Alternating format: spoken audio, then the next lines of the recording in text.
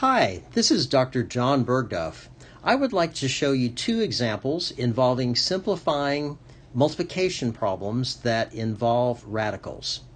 In Tom's video that you just saw, you saw some multiplication problems involving radicals where all of the radicands, all the quantities under the radicals, were integers. We can also have expressions where some of the radicands involve variables. In both of the examples I'm going to show you, we're going to assume that the variables represent non-negative real numbers. Remember that a square root of a negative number is not a real number, and so just to avoid that issue, we'll assume that x represents a non-negative real number. In this first example, we're going to multiply the principal square root of x times the quantity 5 times the principal square root of x plus 9. Now, one thing that will probably jump out to you right away is that you can use the distributive law to multiply the principal square root of x times each of the terms inside parentheses. If you do that, you would have something that looks like this. You'd have the 5, and then you'd have the square root of x, the principal square root of x, times itself, or the principal square root of x squared. And then also 9 times the principal square root of x.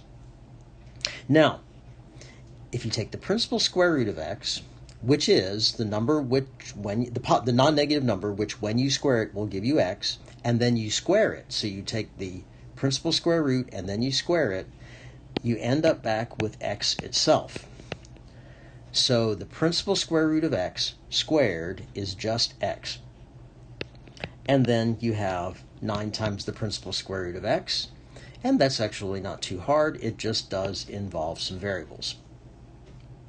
Here's another example, and in this one you can probably see clearly that what we have sort of looks like a binomial times a binomial, and therefore, yes, actually the FOIL rule will apply. So let's try that. If we multiply this term by term, the product of the first terms would be 2 times 4 and principal square root of a times itself. That would be 8 principal square root of 8 squared. Now, just like in the previous example, that will turn out to just be a. Again, we're assuming that the a and the b represent non-negative real numbers only. So that's the product of the first terms.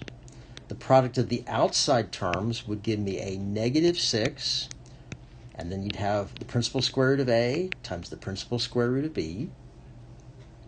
The product of the inside terms would give you 4 times the principal square root of a times the principal square root of b, the inside terms.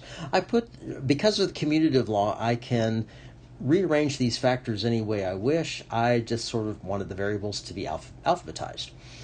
And then finally, the product of the last terms. You would have a negative 3 times the principal square root of b squared. Now, based on what we saw in the previous example, the principal square root of 8 squared just gives you a.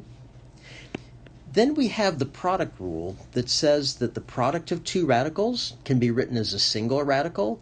So instead of writing this as principal square root of a times principal square root of b, I can write a single radical and the quantity underneath. Similarly, with the third term, I can write that as 4 times the principal square root of a times b. And in the last term, I have the same scenario that I had at the beginning. The principal square root of b squared is just b.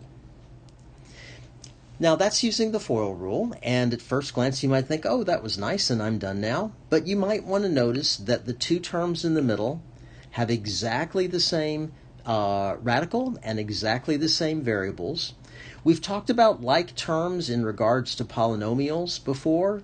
We also have like radicals. If the radical itself is identical and the quantities underneath the radical are identical, then those radicals are like radicals and they can be combined. Negative 6 times the principal square root of ab plus 4 times the principal square root of ab. Negative 6 plus 4 is negative 2. So I can write this as 8a minus 2 principal square root of ab minus 3b. And that's that. I hope those examples were helpful.